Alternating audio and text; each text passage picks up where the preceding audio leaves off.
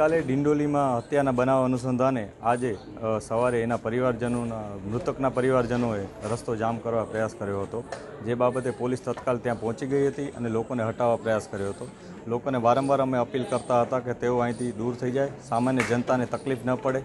સામાન્ય જનતા જે લોકો અહીંયા અવરજવર કરે છે એમને હેરાનગતિ થઈ રહી છે। આ ઉપરાંત ત્યાં હોસ્પિટલ પણ છે, હોસ્પિટલના લોકોને પણ પરેશાની થઈ શકે, પેશન્ટ્સને હેરાનગતિ થઈ શકે।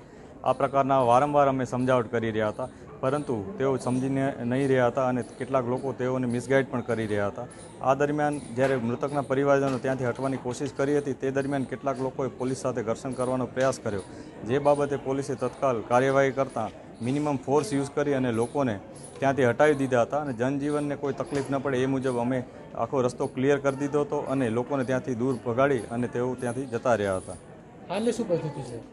હાલ વિસ્તારમાં સંપૂર્ણ શાંતિ છે। જે મૃતક પરિવાર છે એ લોકો સાથે જ અમે છીએ, એ લોકોને વિસ્તારમાં અમે હાજર છીએ।